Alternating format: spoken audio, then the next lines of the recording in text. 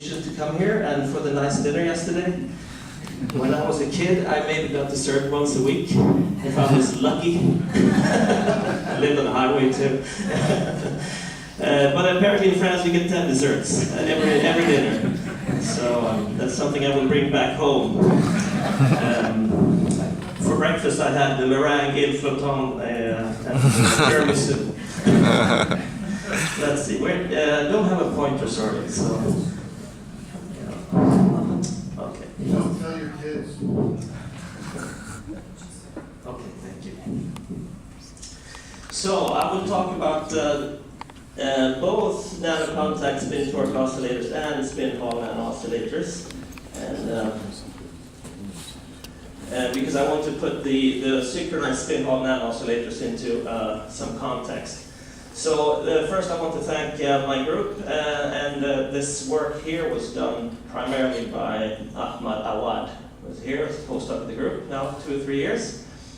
The outline of my talk will be the following. I will describe the nano contact spin torque oscillators, and then I will describe the spin Hall effect nano oscillators, and I will move to synchronization, but I'll do this first talk about the synchronization here, and the synchronization here, and then maybe a little bit future looking what we might be able to do with that. I will not describe spin transfer torque and spin Hall effect in detail, but the good old time spin transfer torque is when you have typically a tri-layer, and you do this all electrically, so you get a spin polarized current, and if you have non-collinearity in your system, a spin polarized current that impinges on a local moment that's not collinear with it, there will be a torque between the electrons and magnetization. So with a spin transfer torque, you can switch this layer, or you can excite spin waves in it, and that's what we are interested in doing. You can get other torques in other systems. So if you use the spin Hall effect, for example, in platinum, tantalum, or tungsten, for different reasons, you can get a spin current transfers to the charge current. So if you then have a ferromagnetic layer on top of this, you can get spin accumulation again. We can get non-collinearity depending on how you apply the field, and you can have switching or continuous precession. So those are the two mechanisms that we use in the respective devices. We then excite spin waves, and this is just a cartoon of a spin wave, but typically you can describe them then by a wavelength or a wave vector, and then if they're really high intensity, they have this large precession angle, but this is highly exaggerated in any thermal spin waves or typically any antenna generated spin waves. So in ordinary magnetics, you get frequencies in the 10 gigahertz range, you have long wavelengths, and you have low power typically. What we want to use the spin transfer torque for in our devices is to move the frequencies higher. There are different ways of doing that, but also create highly localized spin waves on the order of the nano contact or constriction size, and also get very high power. So I got these figures from Marker's paper here. We can reach angles of any precession on any angles rather. So fully in plane at parts of the devices, but today I will not discuss those particular systems. The nano contact spin torque oscillators we make them typically on 4-inch wafers. They have the same type of fixed layer, either cobalt or cobalt iron, and then a spacer layer and a tri-layer of a GMR tri-layer in that sense. And you've only heard about using nickel iron and cobalt nickel, I think, for different types of spin torque oscillators. Here I will use only nickel iron, and we make extended devices like this. This is macros. Well, it's microlithography, not nanolithography. So this is some 8x20. And these are the two E-beam fabricated nano contacts in this particular device, but we can make one or many of the different geometries. And then we put microwave guides on top of that, so we can both drive and with a DC current and extract the microwave signal out of it. the two basic fundamental spin wave modes we get depends on the applied field direction, or more correctly, depends on the direction of the magnetization. So you need to, if you saturate the permaloid out of plane, you get the Slonczewski description, which is from his paper in '99, where you get circularly symmetric, radially propagating spin waves from the nanocontact.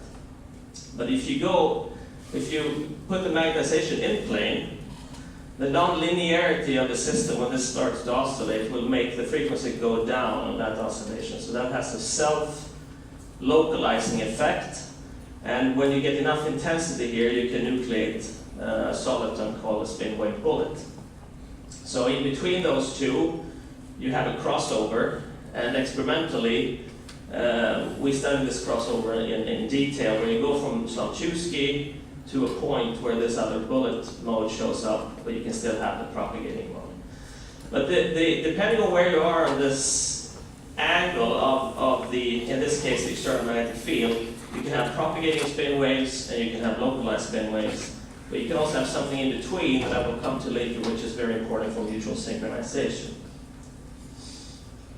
And the localized spin wave bullet has been directly visualized or observed by using BLS, Brilliant light scattering microscopy. This is by DeVito in Democrito's group in Münster. And the propagating mode can also be observed using the same type of technology or instruments. So we have a nanocontact here, and we look at the spin wave intensity along that line, and it falls off exponentially with some reflection at the bottom here. So propagating spin waves can indeed, with decent intensity, propagate over several microns distance. So it should be possible to also synchronize over several micron distances. Synchronization was indeed observed. Now it's 11 years ago, it was published 11 years ago. And the two papers in Nature by the NIST group and by the Motorola group at the time, now Everspin. And they saw then, they made slightly different devices, but basically the same. The thing is that you have two nanocontacts that are not far from each other, they're very close, and then you get excitations underneath the nanocontacts. And since these oscillators are auto oscillators, they have no set phase. They can adjust their phase without any, the phase is entirely degenerate, I would say. So if there's a tiny, tiny coupling here, and it's favorable for those two oscillators to be in phase or at a certain phase relation, they will do that over time. So synchronization can be mediated by relatively weak interactions, as long as those two oscillators are really free auto-oscillating entities. And that can be seen then here experimentally. If you look at the spectrum analyzers, two individual microwave signals that merge into one. And the power goes up, and although it's not maybe visible here, the line width improves significantly as well. There are other ways of doing this, but the mechanism here in those two first papers were spin waves. So the NIST group took this one step further. They made a cut in the free layer, which you can see here, and then the two nanocontacts can still talk to each other through dipolar coupling, but they can no longer talk to each other with spin wave coupling. And then, instead of having this scenario, the signals just cross, and there's no interaction at all. So this was taken as a proof that spin wave mediated coupling between the two. But there are other mechanisms, and one is what I would call a more rigid exchange, because spin waves are also exchanged. This is from a paper from Thomas Sinner's group, Anders Ferk's group, and they saw then that having vortex oscillators, you can get them to synchronize as well. And here they start to move as more like a rigid entity from the direct exchange between the vortex structures, also mediated by an anti-vortex, I think, in the center. And very recently, there's this paper, I think Ursula also mentioned this, so also from the same group in principle, and where you have they use direct electrical coupling between two vortex oscillators, and they can see how the two signals merge together in a certain locking range here, and the power goes up significantly, and the line width is also improved.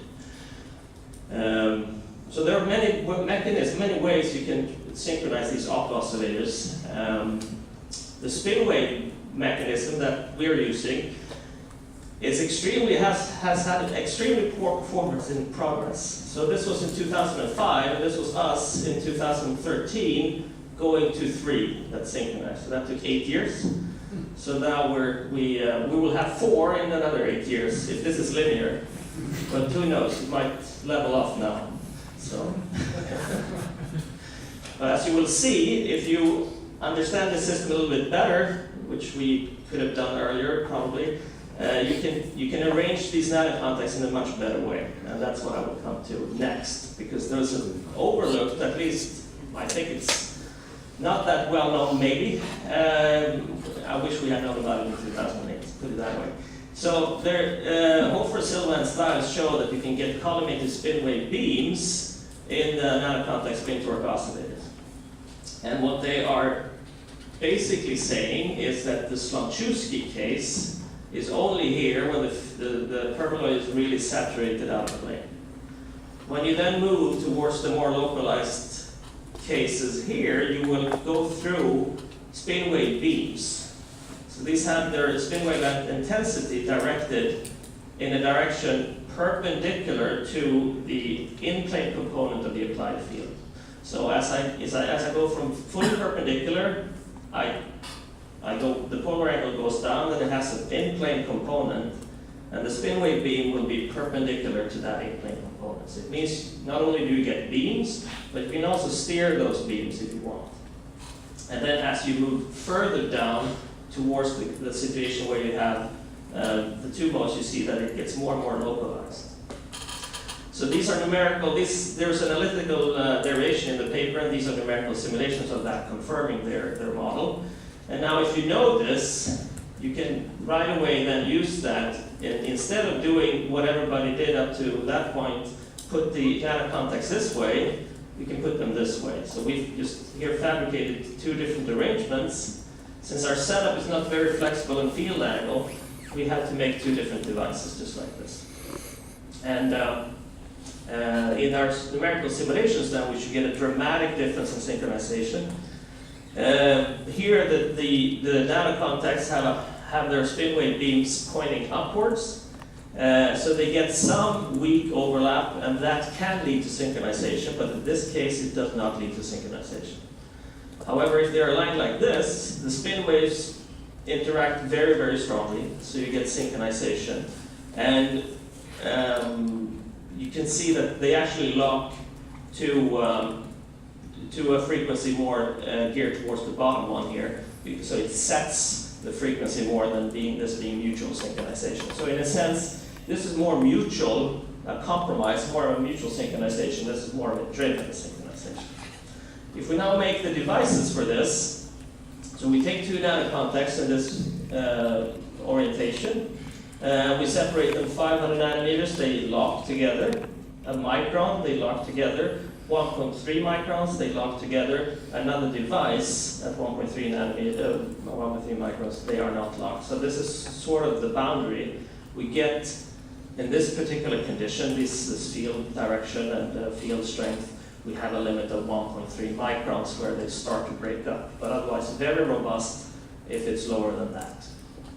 And that should be contrasted then to what was before, when that limit was 300 nanometers. So this is 3 to 4 times longer distance in synchronization, so much more effective. We have a slight capability of tuning the field angle, so we made a line of 5 nano contacts this way, and then varied the in-plane field component from having a beam that's going exactly along this line, and then having a beam that's tilted 30 degrees away.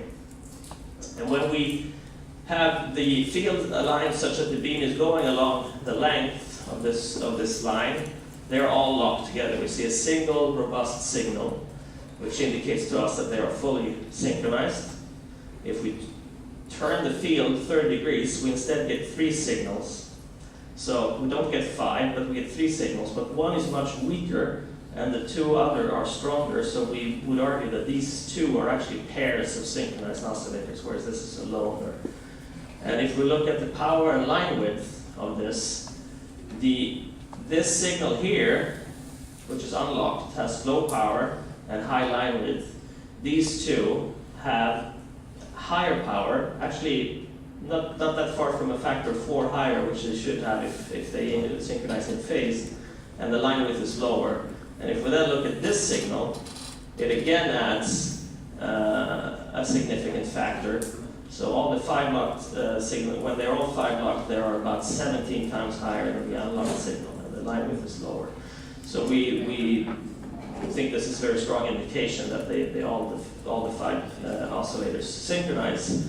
And we don't really see, I mean, within this regime, it should be possible to add 5 more, 10 more, and still, as long as you have a line of those, and the separation is small, here it's 300 nanometers, the synchronization should be strong, because every device we've looked at, which have 5 nano contacts like this and 300 nanometer spacing, they all have a single signal. It's very robust from device to device. And now we'll switch to spin Hall nano oscillators, maybe running a little bit out of time.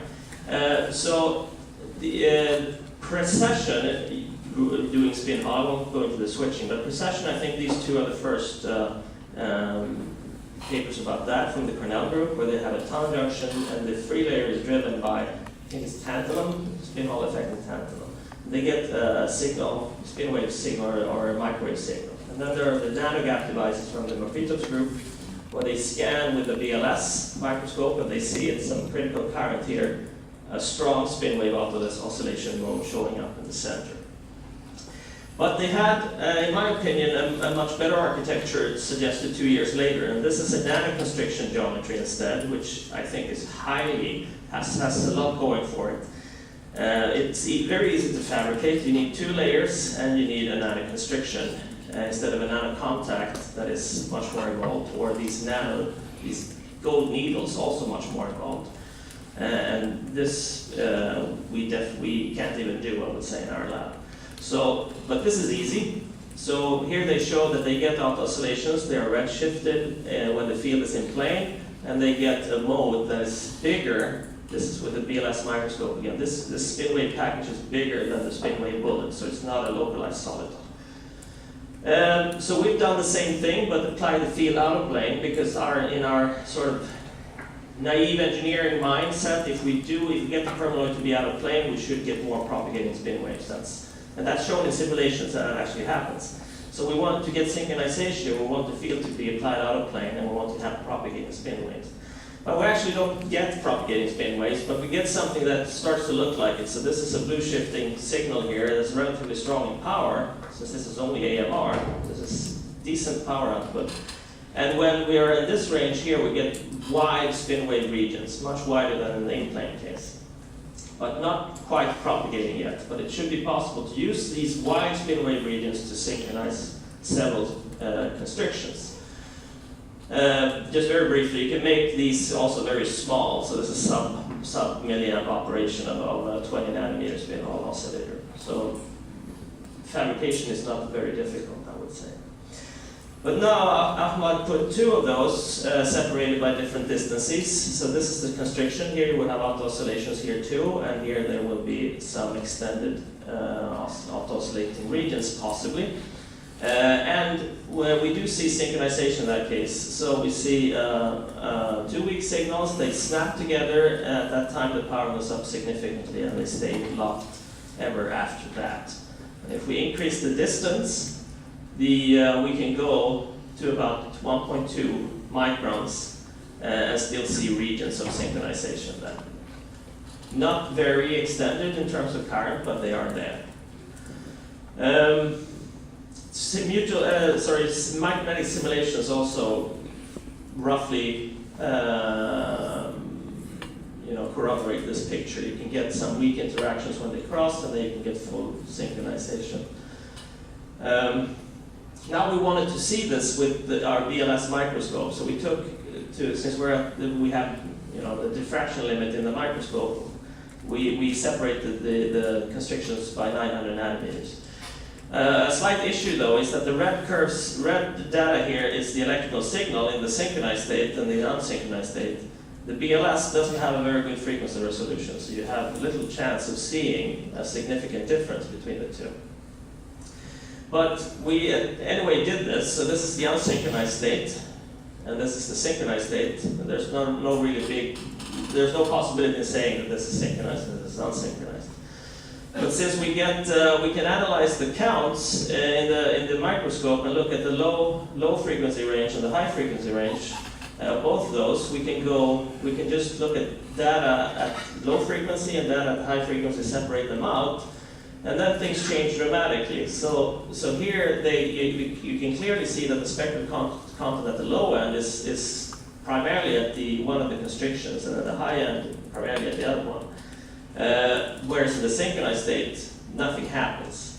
So you can go further, and it basically vanishes here, whereas there's no big difference here. The noise goes up because the counts go down, but if you divide up the top and the bottom parts here, and you take the ratio of top versus bottom counts, you can make a plot of that. So the unsynchronized state changes a lot when you go from this plot to the fifth one here, whereas in the synchronized state there was really no difference in counts between the two. So this is synchronization measured directly then by Boolean light scattering. Then we wanted to push this. Okay. Then we wanted to push this to more nano contacts. So here I have 9 of them, or constrictions. If you look carefully, they are actually not that well defined, I would say. So we can improve that. The widths here are varying quite a bit. So when we run them at low current, they run at all different frequencies. But as the extension of the spin wave regions grow, the difference in constriction width doesn't matter so much anymore. So they move together, maybe 2 or 3, and then 5 and 6, and then maybe the last one joins here. So it seems electrically that we can get all of those to mutually synchronize. And if we look at this with the BLS microscope, we get a spatial map that all of them seem to be energized, and the frequency is relatively, as far as we can say from a BLS frequency resolution, is the same across this line of oscillators. I can contrast that to a case where we change the field so that very few of them are synchronized, and then the frequencies are different along this line, and the amplitudes are also quite different. So in this case, they're all synchronized. In this case, there are maybe clustered. There's cluster synchronization. And finally, we pushed the separation of nanoconstrictions. So here you have 2 auto-oscillating regions seen by the microscope. They are now about 4 microns apart. We then made an important change in the bridge length, because there was no chance we would get interaction between those two if we had an opening angle of 20 degrees here. Instead, we made the opening angle some 85 degrees, or you could say just 5 degrees away from nanowire. And then you get substantial spin Hall effect in the bridge as well. So that should promote the growth of the region, or if you have the tails of this evanescent oscillating region should be more extended, with the hope then that you can get synchronization all the way across this bridge. And electrically, we seem to see that. So at some point here, there's a slight jump in power where we believe they synchronize together. And if we then look with the BLS microscope in this region, we can see that at 2.4 we don't have any counts here, but at 2.75, where they are synchronized, we can see that there is spin wave intensity in all across the bridge here. So these tails of spin wave auto-oscillation are now extended so much that they actually communicate at the center of the bridge, or maybe slightly off-center in this case. If we do a cut, we do a line scan of the BLS counts here as a function of current. We can follow how these spin wave regions grow as a function of current. And that looks also like this, these regions here don't grow outwards, but they grow inwards. So you get an auto-oscillating region that is linearly increasing in size as you linearly increase the current. And that's what you should get as the sort of threshold condition moves inwards. But well before auto-oscillation starts in the center, you have these tails that interact. So there's no different, these are the same plots basically, but this is a spatial 2D plot at 2.75 milliamps, whereas those are line plots. I kept them on that line. So what can we do then with this? The nano-contact spin torque oscillators, we should be able to make arrays that are synchronized now if this opening angle in a sort of a tree-like structure stays below the spin wave beam, sort of the lobe of the spin wave beam. And this works in numerical simulations, so we can get one master controlling two other oscillators here. We can then do addressable synchronization, for example. We can guide the spin wave beam so you get locking between those two, and this is on its own, and then you can turn the beam around and you get locking between those two, and this is a lone wolf. So there's possibilities of controlling information flow in a tree-like structure like that, if you would, if one wants to play with that for magnetic devices. For the spin Hall nano oscillators, one can think of networks like this, where the extended regions can grow in this is just one example, but you can probably get synchronized arrays in many different shapes and forms, playing with those bridges and the arrangement of auto-oscillators plus bridges. So with that, I summarize and just hope I showed you that there's a lot of fun things you can do with synchronization, both in spin torque nano oscillators and spin Hall effect nano oscillators, and I think there will be a lot of more results by different groups in the near future. Thank you for your attention.